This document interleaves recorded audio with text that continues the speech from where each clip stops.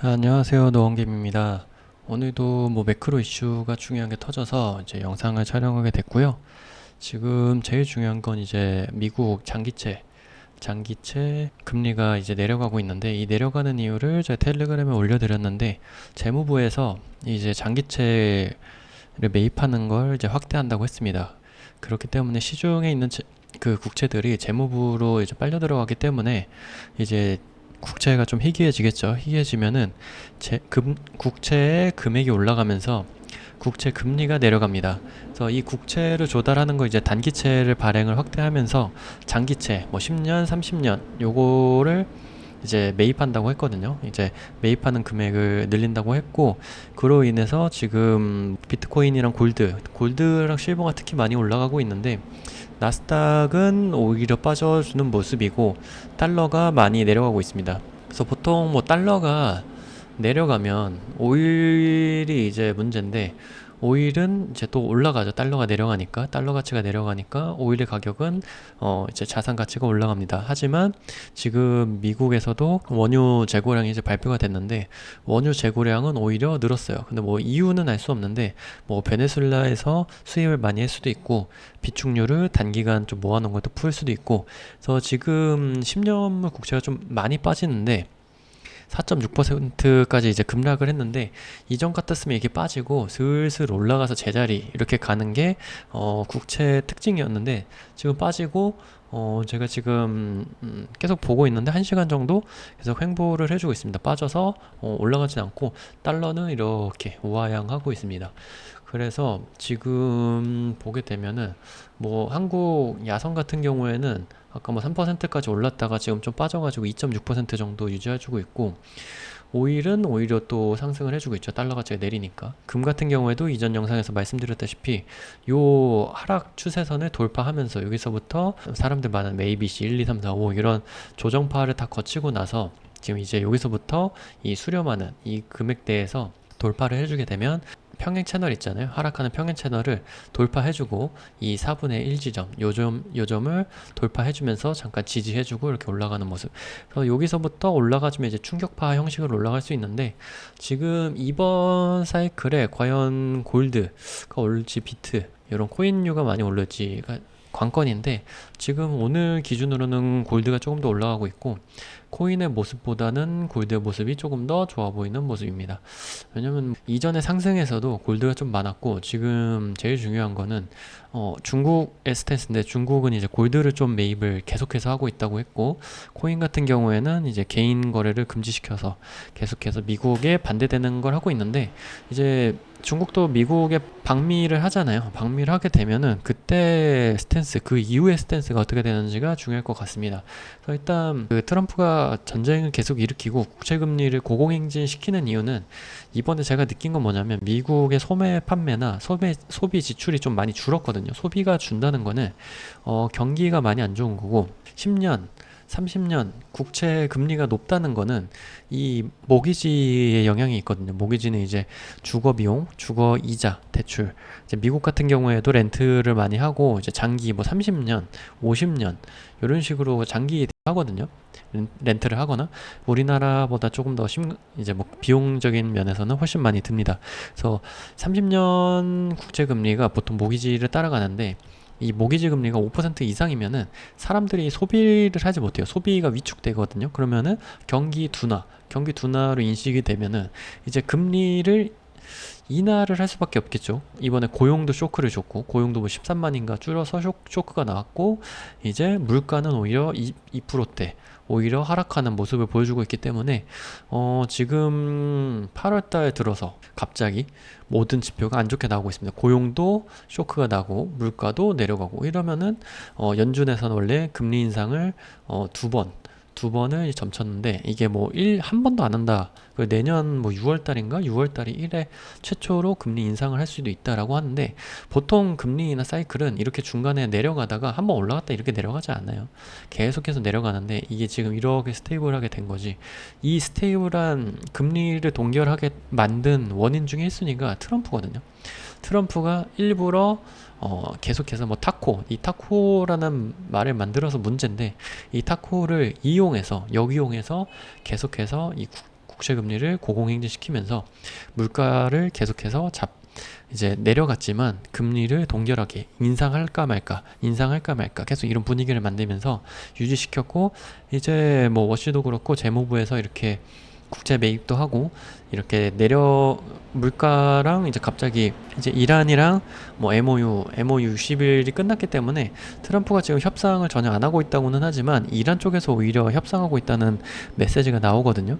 그런 모습이 이전과는 조금 달라진 분위기라고 볼 수 있고, 그리고 제일 중요한 건 뭐냐면 지금 뭐 반도체 물리신 분들이 진짜 많은데 이 금리가 만약에 동결되거나 아니면 오히려 인하를 하는 사이클이 오게 된다면, 오늘 지금 모더나도 100% 이상 오르고 있거든요.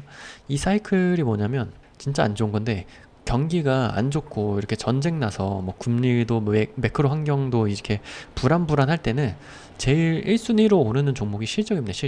실적 때문에 반도체가 올랐던 건데, 이 경기가 매크로가 좀 스테이블 안정화가 된다고 하면은 이 실적주는 소외받거든요. 오히려 이 아마 삼성전자나 이런 하이닉스는 아니고 삼성전자가 이때 코로나 때 많이 올랐던 거는 코로나 팬데믹으로 인해서 돈을 많이 풀었기 때문에, 이 매크로 환경이 정말 안 좋았기 때문에 실적주를 해서 삼성전자가 이렇게 올라갔던 건데, 그때 제일 많이 그 다음에 올라갔던 것도 네이버, 카카오, 그 비대면 사이클이라고 하죠. 네이버, 카카오 돈을 많이 풀어주니까 네이버, 카카오랑 게임 관련주 그리고 바이오 관련주들이 정말 많이 올랐는데, 지금 모더나 오르는 거 보면 골드도 마찬가지고 모더나랑 골드가 올라주는 거 보면은 조금 이제 사이클이 올라가는 모습도 있고, 지금 제일 중요한 건 이 원화 자체도 이제 뭐 한국에서 잡고 싶었지만 잡히지 않았던 이 환율 자체도 급격하게 떨어지는 모습입니다.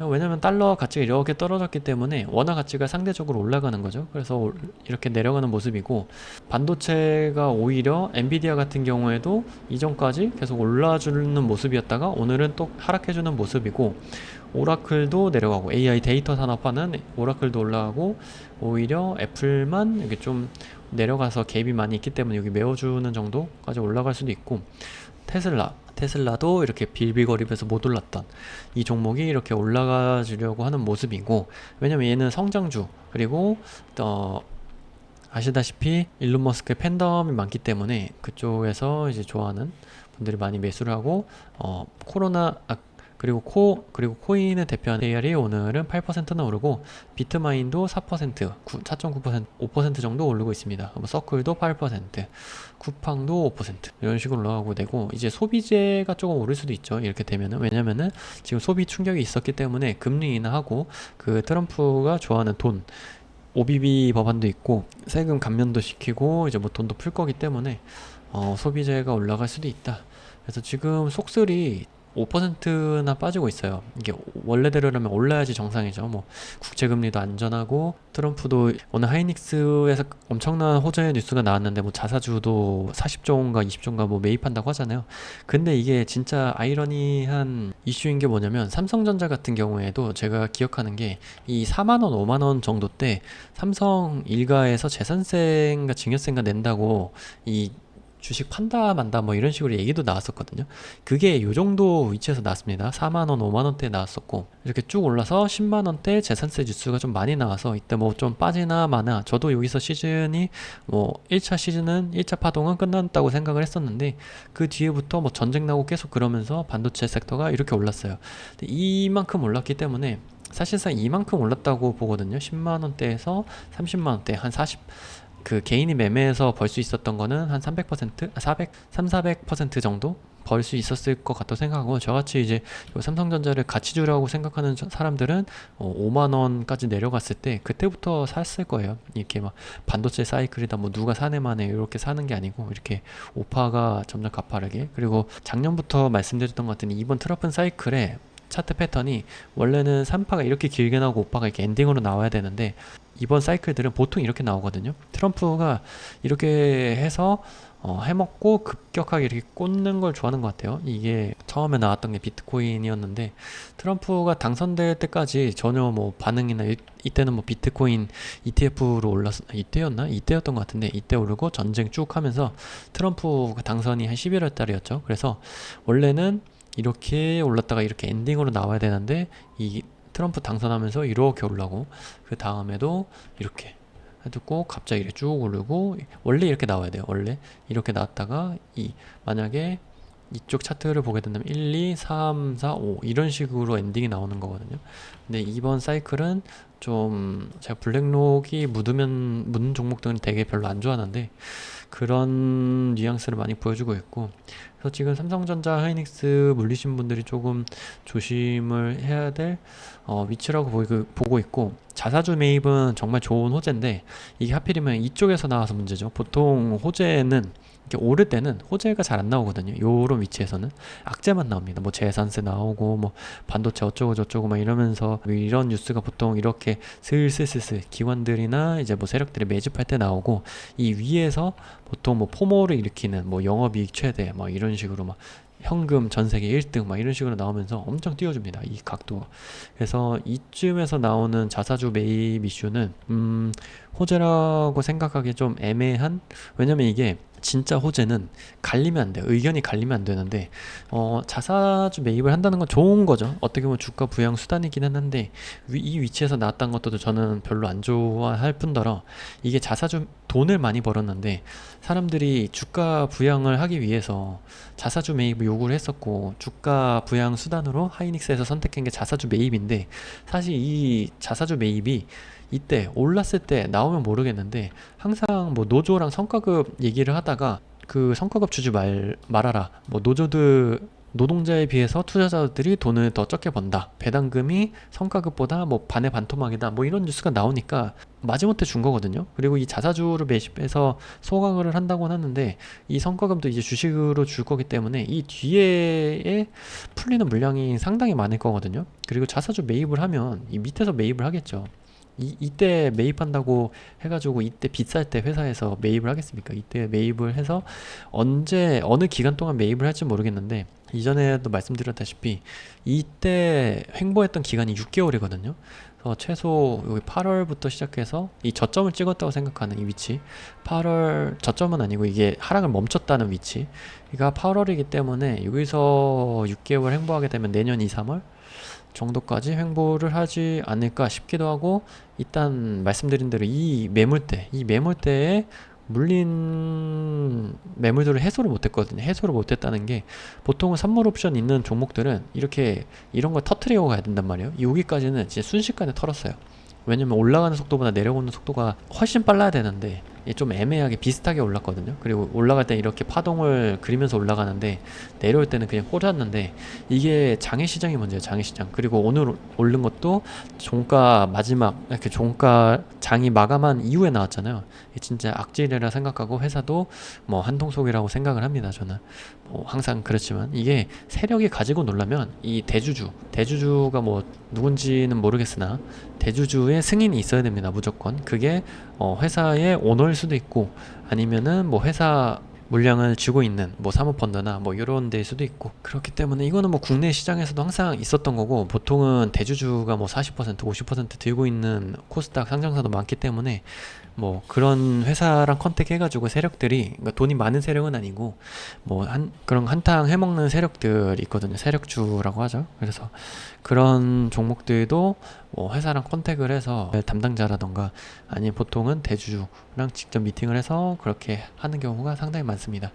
그래서 지금 뭐 골드를 월봉으로 보게 되면은 요것도 하나 둘 셋 넷 요거까지 하면은 한 5개 사이클, 음봉 5개 정도 찍어주고 이제 양봉이 하나 떴기 때문에 이번 달 양봉 크게 하고 하나 둘 셋 해서 고점 따는 무빙. 그래서 이렇게 갈 수도 있고, 뭐 골드가 이게 더 가면은 뭐 물가 뭐 달러가 얼마나 하락하는지에 따라 다르지만 이만큼 올랐기 때문에 좀 애매합니다. 저는 이게 끝이라고 생각을 했기 때문에 일단 고점은 한번 따야지 될 것 같은데, 어쨌든 고점은 따는 무빙. 여기서 올라봤자 30%이기 때문에 골드는 매매는 안 할 것 같고, 비트코인 같은 경우에도 하나 둘 셋 넷 5개 찍고 여기도 양봉으로 치고 음봉 하나 길게 꽂은 다음 양이 너무 작은데 뭐 요 정도? 요 정도까지 만들어주면 베스트죠. 85,000원.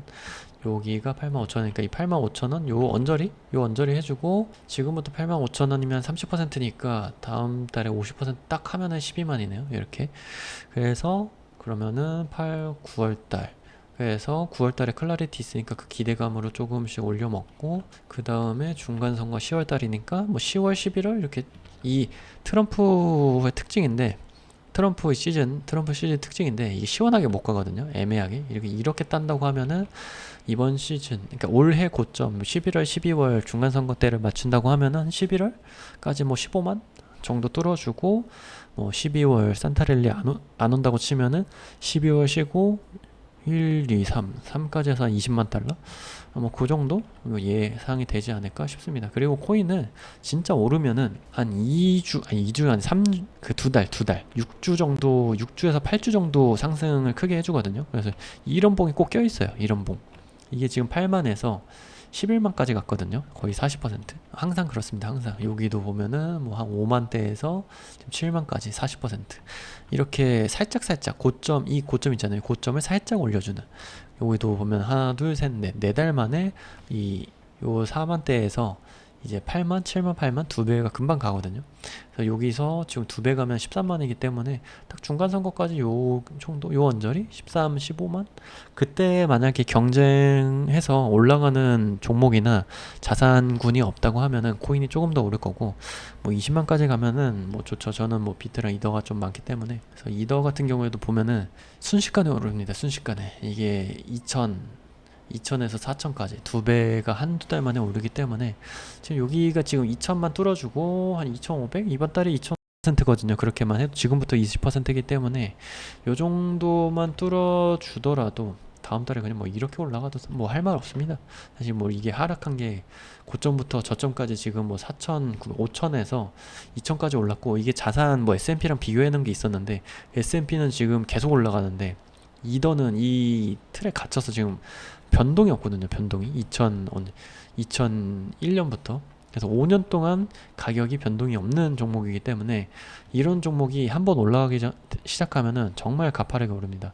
이게 테슬라 같은 거에서 볼 수 있는데 비트가 상승할 힘이 떴고 테슬라 같은 경우에도 아마 이때였던 것 같은데 테슬라 엄청 옛날이거든요. 테슬라 차트가 이제 이더리움 차트랑 비슷해요. 이때 보게 되면은 이 테슬라도 13년 7월 이때 박스에 갇혀가지고 7년 20년까지 7년 동안 이 박스를 못 뚫다가 여기를 뚫고 원래 25달러거든요. 근데 지금 얼마야? 25달러에서 한 번에 다이렉트 올라간 게 175달러. 그러니까 8배 오르고 여기까지 300달러, 400달러까지 올랐습니다. 그러니까 실질적으로 한 15배 오른 거죠. 근데 뭐 이더리움이 테슬라에 비해서 뭘 할 수 있냐 하고 있는데 지금 뭐 스테이블 코인 발행도 그렇고 주식 토크나 뭐 RWA, 디파이 뭐 이런 거 하게 되면은 이더리움으로 수수료가 안 떨어져서 문제인데 이더리움을 활용한 코인들이 이더리움의 수수료를 정확하게 이제 주고 알트코인 이제 완전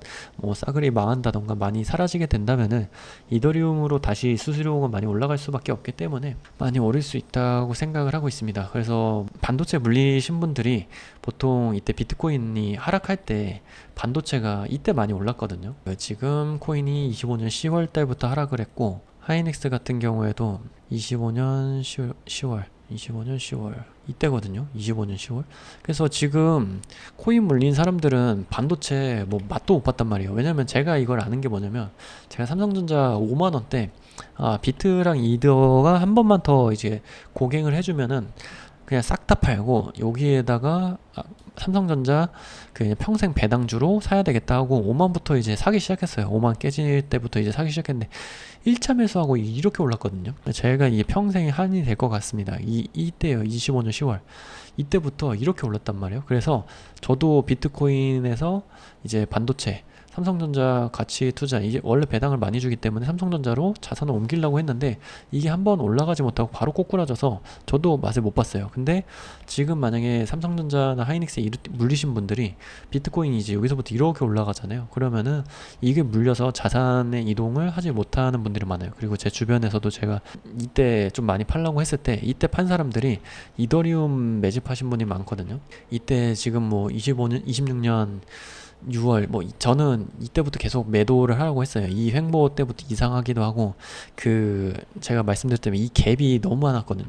이 갭이 많은 게 정말 싫었고 호가창이 너무 텅텅 비어 있기 때문에 이때 매집하신 분들은 지금 뭐 거의 평단가인데 이때 매집한 거를 이제 이렇게 올라가는 거를 즐길 때가 오는 거죠 이제.